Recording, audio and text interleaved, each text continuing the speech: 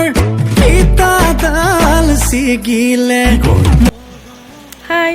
নমস্কাৰ স্বাগতম জনাইছোঁ সকলোকে আমাৰ চেনেলৰ আকৌ এটা নতুন ভিডিঅ'লৈ আশা কৰোঁ সকলোৱে ভালে আছে আৰু আমাৰো ভাল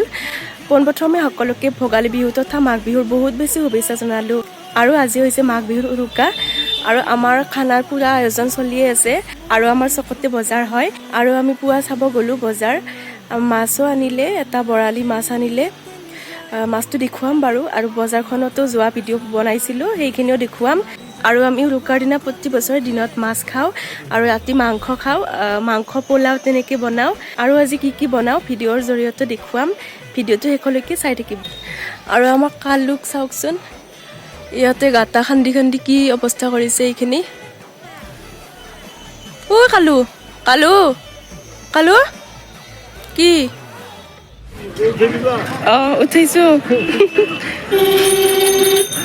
এতিয়া আমি আমাৰ চকত হোৱা মাছৰ বজাৰ চাব গ'লোঁ আৰু এই বজাৰখন সাপ্তাহিক হয় প্ৰতি সোমবাৰে বহে বজাৰখন আৰু যিহেতু উৰুকা আছিলে সোমবাৰ সেয়েহে বজাৰখন বহুত ডাঙৰকৈ বহিছিলে এনেও ডাঙৰকৈয়ে বহে বজাৰখন কিন্তু সিদিনা উৰুকা আছিল কাৰণে চব্জিৰ বজাৰো বহুত দীঘলকৈ বহিছিলে আৰু আমি উৰুকাৰ দিনাখন তাই আৰু মই ৰাতিপুৱাই উঠি মুখ হাত ধুই পুৰা বজাৰ চাব যাওঁ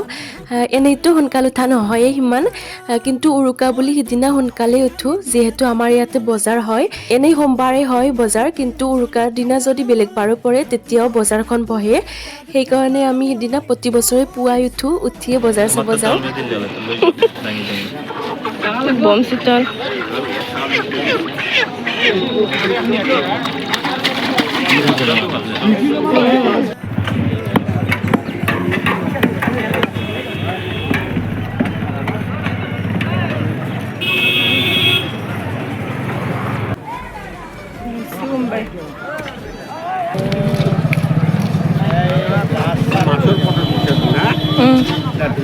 ওই আলো আনা নাই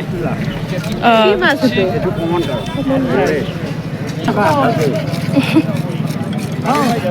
সেইটো নলাক নেকি আপুনি মাছৰ বজাৰখন দেখুৱালোঁ এতিয়া অলপ চব্জিৰ বজাৰখন দেখুৱাইছোঁ বহুত দীঘলকৈ বহিছিলে চব্জিৰ বজাৰ গোটেই লাষ্টলৈকে দেখুওৱা নাই আমাৰ ঘৰৰ পৰা বহিছিলে একদম বহুত দূৰলৈকে আৰু আমাৰ এটা বৰালি মাছ ল'লে মাছটো দেখুৱাম আমাৰ চকৰ পৰাই লৈছে মাছটো এইটো মাছটোৰ ওজন আছিলে 4.5 কিলো আৰু এটা মাছ লৈছিলে কমন কাৰ্প প্ৰতি বছৰে লয় কমন কাৰ্পটো কাৰণ মই ভাল পাওঁ সেইকাৰণে আৰু কমন কাৰ্পটো কাটিয়ে আনিছিলে আৰু বৰালি মাছটো কাটি অনা নাছিলে ঘৰতে কাটিব আৰু কমন কাৰ্পটোৰ ওজন আছিলে 1.5 কিলো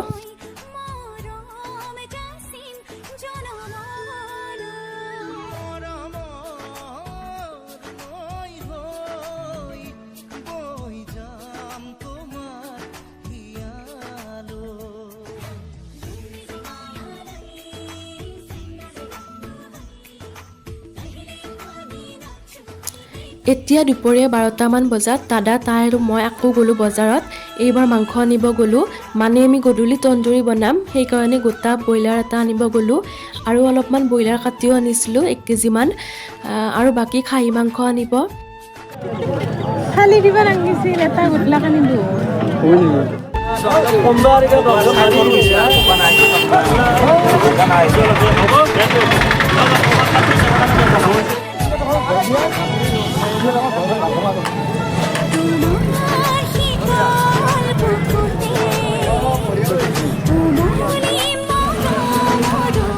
এতিয়া আমি মাংসলৈ ঘৰত আহিলোঁ আৰু আহিয়ে দাদা আৰু মায়ে মাছ কাটিব লৈছে বৰালি মাছটো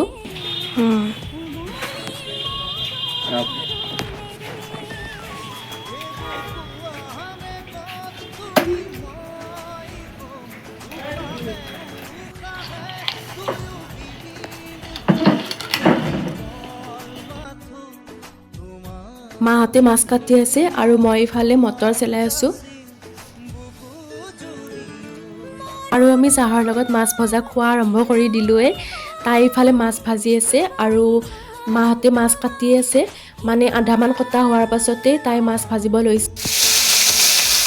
কাৰণ দেৰি হৈছিলে ইফালে মাছো বনাব লাগিব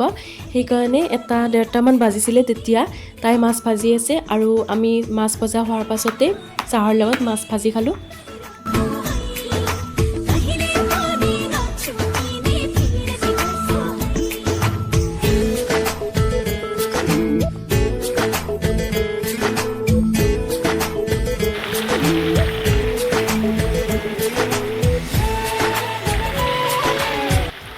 মায়ে দুপৰীয়া ভাতৰ লগত খাবৰ কাৰণে আফুগুটিৰ সৈতে মাছ বনাব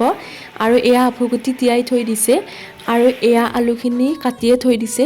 ৰাতিৰ কাৰণেও কাটিছে আৰু দুপৰীয়াৰ কাৰণেও কাটিছে আৰু এয়া তাই মাছ ভাজি আছে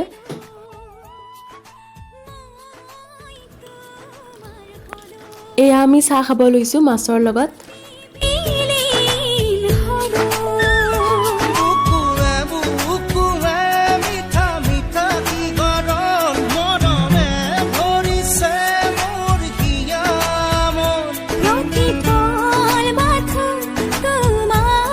আৰু যে তেতিয়া গোটা ব্ৰইলাৰটো আনিছিলোঁ সেইটো এতিয়া মেৰিনেট কৰিব লৈছোঁ তন্দুৰীৰ কাৰণে প্ৰথমে ব্ৰইলাৰটো কাটি লৈছোঁ মাজেদি অলপ অলপকৈ তেতিয়া মছলাখিনি দিলে ভালকৈ ভিতৰলৈ সোমাই যাব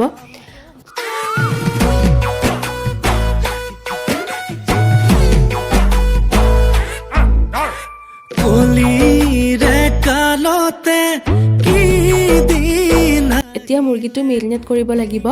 প্ৰথম মেৰিনেট কৰাৰ পাছত ফ্ৰিজত ৰাখি দিব লাগিব 6-7 ঘণ্টামান এদিন হ'লে বেছি ভাল হয় কিন্তু আমাৰ ওচৰত টাইম নাছিলে সেইকাৰণে 4-5 ঘণ্টামান ৰাখি দিলোঁ ফ্ৰিজত প্ৰথমবাৰ মেৰিনেট কৰোঁতে মই দিছিলোঁ প্ৰথমে সোৱাদ অনুযায়ী নিমখ কাশ্মীৰী মছলা অলপমান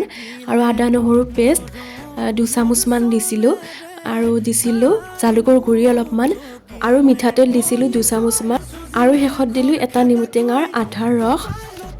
মছলাখিনি দিয়াৰ পাছত তাত ভালকৈ সানি লৈছোঁ আৰু ভিতৰতো সোমাই দিছোঁ মছলা যাতে ভিতৰখিনিতো মছলাখিনি লাগি ধৰে আৰু সেইখিনি ভালকৈ সানি লৈ ফ্ৰিজত ৰাখি দিছোঁ 4-5 ঘণ্টামানৰ কাৰণে মাথাৰ প্ৰেসাৰ হাই ডিঙিস কে মাৰি যায় কিবা কোন দিও খাই আৰু এয়া হৈছে নলবাৰী মাছৰ বজাৰ তিনিকণীয়া পুখুৰী দাদা আৰু বায়ে গৈছিলে তাতো ভিডিঅ' অলপমান বনাই আনিছিলে সেইখিনিও দি দিলোঁ ইয়াতে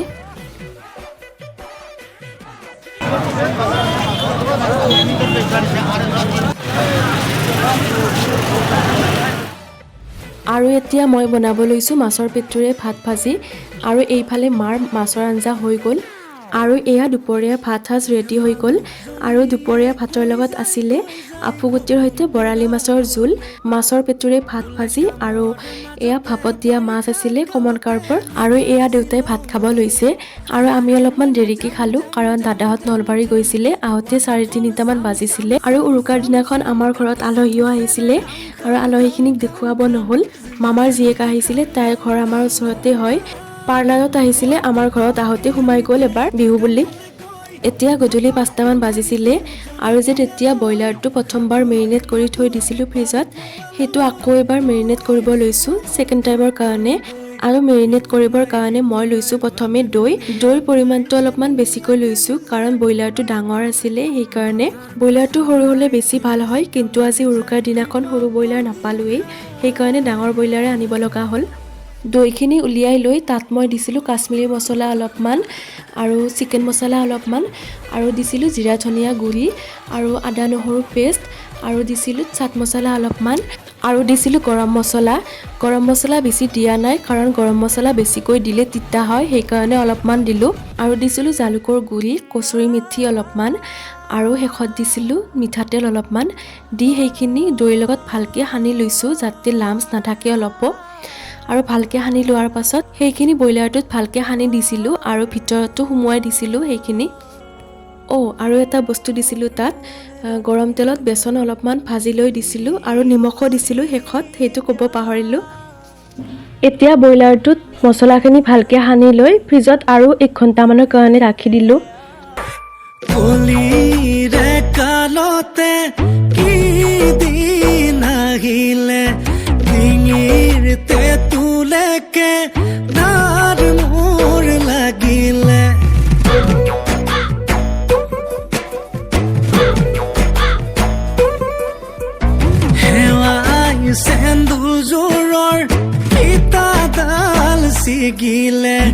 মৰমৰ চলেৰে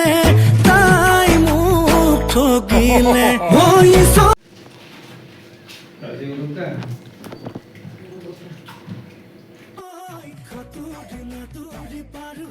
এতিয়া সেইটো অভেনত দিব দাদাই ষ্টিক কেইডাল ভৰাই আছিলে সেইটোত কিন্তু ব্ৰইলাৰটো ডাঙৰ হোৱাৰ কাৰণে অভেনত ষ্টিক কেইডাল সুমুৱাই দিব নোৱাৰিলে সেইকাৰণে প্লেটখনতে থৈ দিলে তেনেকৈ হ'ব দিলে আৰু পুৰা 200ত ৰাখি দিছিলে 1 ঘণ্টামানৰ কাৰণে আমাৰ অভেনটো বহুত পুৰণা হয় সেইকাৰণে ভিতৰৰ ছাইডখিনি ক'লা পৰিছে গৰম হৈ থাকে কাৰণে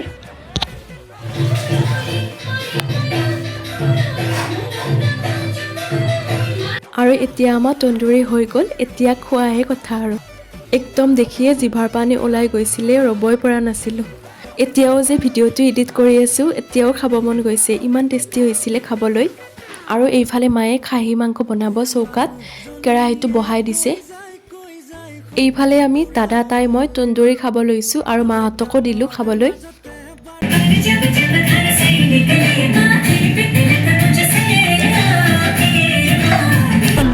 waterfall sam sam sam sam sam kata samusere kham kham kham kham kham zimane hok dam dam dam dam dam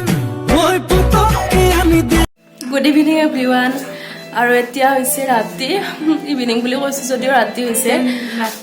9টা বাজিলে আৰু এতিয়া আমি খানাৰ প্ৰিপাৰেশ্যন কৰি আছোঁ ৰাতি আৰু মই বনাই আছোঁ চিকেন মানে বনাব লৈছোঁ আৰু মায়ে বনাই আছে খাচীৰ মাংস ভিডিঅ'টো দিয়াতে বহুতেই দেৰি হ'ল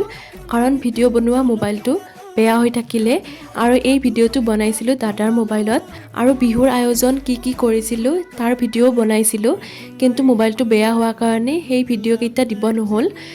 ভিডিঅ'কেইটা ডিলিটটো হ'ল দিবও নোৱাৰিলোঁ আৰু ৰাতিৰ কাৰণে এয়া মই বনাই আছিলোঁ ব্ৰইলাৰ মাংস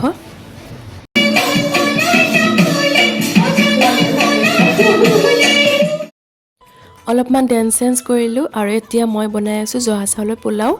উৰুকাৰ দিনাখন আমি জহা চাউলৰ পোলাওৱে বনাওঁ মাংসৰ লগত খাবলৈ মাহঁতে খাহী মাংস খায় আৰু মই ব্ৰইলাৰ খাওঁ কাৰণ মই খাহী মাংস নাখাওঁ আৰু মই আজি এটা বেলেগ ষ্টাইলত বনাইছিলোঁ ব্ৰইলাৰ মাংসটো আৰু তাৰ ৰেচিপিটো মই নেক্সট ভিডিঅ'ত দি দিম কাৰণ এই ভিডিঅ'টো বহুত দীঘল হৈ যায় আৰু আজি আমাৰ ৰাতিৰ সাজত আছিলে খাহী মাংস ব্ৰইলাৰ মাংস আৰু জহা চাউলৰ পোলাও আজিৰ ভিডিঅ'টো ইমানেই যদি চাই ভাল পালে তেতিয়াহ'লে লাইক শ্বেয়াৰ কমেণ্ট কৰিব নাপাহৰিব ধন্যবাদ বাই বাই শেষত আকৌ এবাৰ হেপী ভোগালী বিহু সকললৈ